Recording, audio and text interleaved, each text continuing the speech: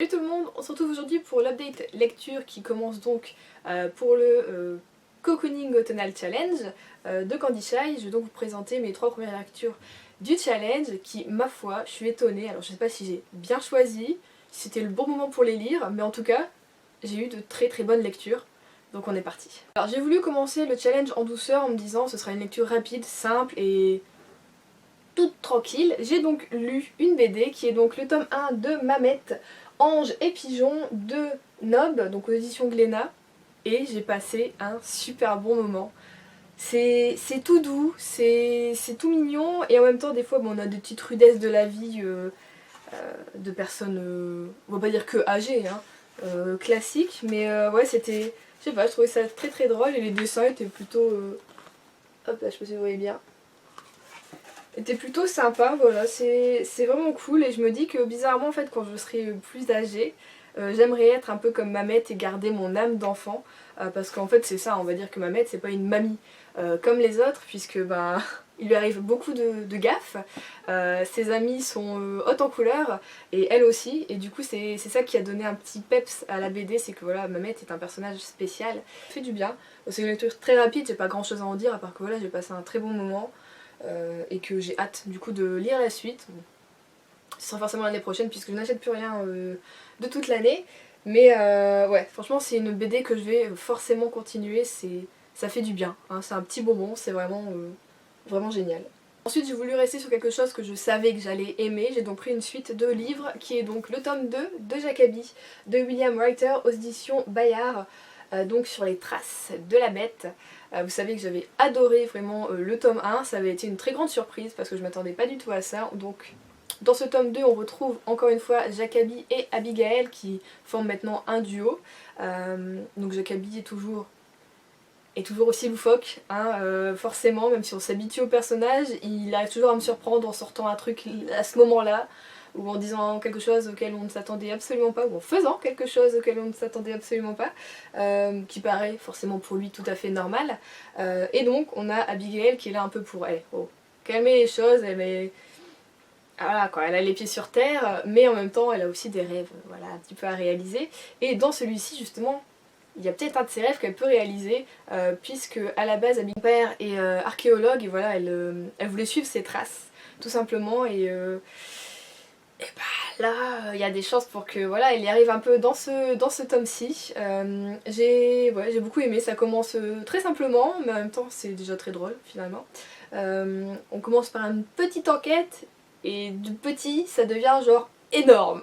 Donc voilà, c'est ce que j'aime sur cette série, c'est qu'on a la folie des grandeurs et j'aime ça. Nos deux personnages marient très bien en fait, parce que Abigail elle est pas forcément non plus trop... Enfin voilà, elle est quand même aventurière, elle va pas rester là toujours freiner Jacabi, tout ça. Non, elle le suit, elle y va, elle a envie quoi vraiment. Ce qui fait que voilà, ça forme vraiment un duo d'action, on va dire un peu. Ouais, j'ai été étonnée de Abigail, de ce qu'elle a fait dans ce tome-ci. On voit qu'elle prend un peu de la force on va dire et un peu de courage et voilà j'ai aimé ce qu'elle a fait dans ce tome-ci. Bon, Jacabi je l'ai toujours, voilà, c'est lui, je l'aime beaucoup, même si c'est pas notre personnage principal puisque on voit d'après les yeux d'Abigail. Mais pour moi ouais, c'est quand même mon préféré, sur tous les deux en tout cas, ou sur tous les personnages, c'est mon préféré parce que bah, voilà, il est haut en couleur, c'est notre Sherlock Holmes un peu encore plus loufoque que les Sherlock. Et voilà, le côté surnaturel fait que ça donne quelque chose de vraiment spécial à l'histoire et c'est une très très bonne série de bouquins. Et le tome 3 et 4 sont sortis en anglais, enfin aux États-Unis. En France, je sais pas quand est-ce qu'ils sortiront, mais voilà, j'ai hâte. Comme celui-ci est sorti cette année, je pense que le 3 on l'aura l'année prochaine, ça sera un par an. C'est un très bon rythme, parce que comme ça il n'y a pas d'overdose, mais en même temps on a de l'attente un peu, ce qui est cool. Parce que bon, bah attendre des séries pendant 3 ans, hein, on est d'accord que la suite on n'a plus trop envie de la lire. Voilà. Donc là, franchement, j'ai hâte d'être en 2020 pour quand même avoir le tome 3 et continuer les aventures.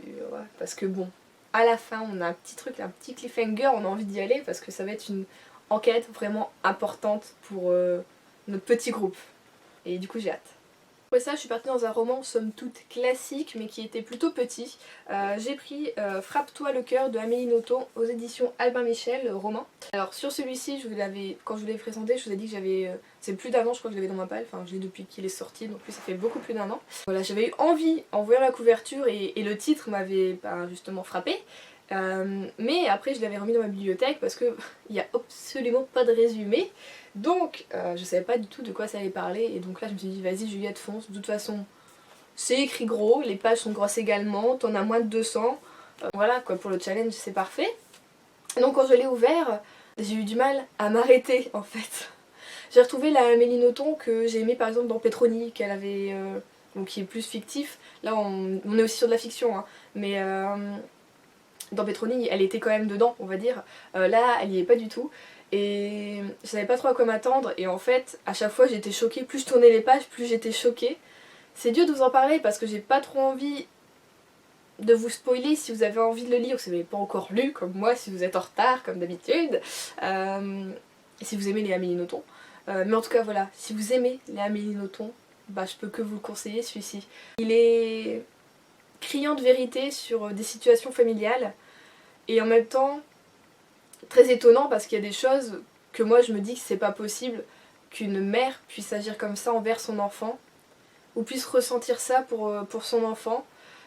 C'est vraiment bizarre, en même temps je trouve ouais, qu'elle a mis le doigt sur quelque chose à mon avis que moi je ne connaissais pas parce que voilà je suis aimée de mes deux parents comme ma soeur est aimée de ses deux parents, enfin on est vraiment on a toujours eu une équité presque parfaite dans ma famille, enfin c'est ce que mes parents ont essayé d'instaurer et là-dedans, c'est ce qu'il n'y a pas, c'est vraiment tout l'inverse.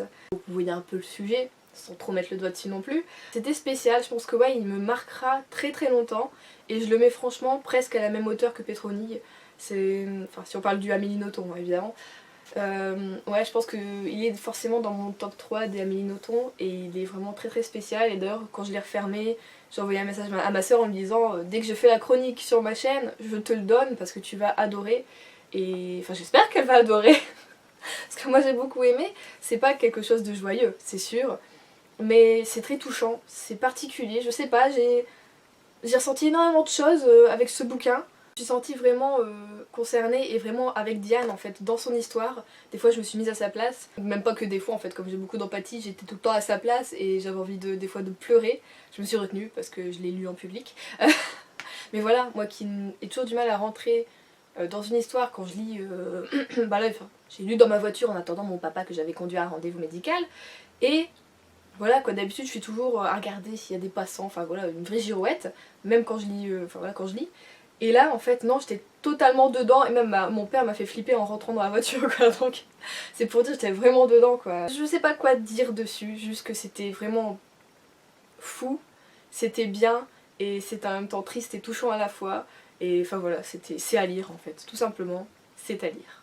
Voilà, c'est tout pour cette update. Bon bah j'ai eu 3 lectures, 3 très bonnes lectures, j'espère que j'ai bien expliqué ce que j'avais ressenti. C'est dur en fait, parfois d'avoir des bouquins comme ça où on n'a pas envie de trop en dire, mais en même temps il y a plein de choses qui nous viennent en même temps, et du coup finalement souvent on est un peu à côté de la plaque dans ce qu'on a envie de dire. Je sais pas si vous voyez vraiment le truc, mais comme on peut pas trop en révéler, c'est compliqué de dire ce qu'on a ressenti ou à ce moment-là de mettre le doigt dessus ou quoi.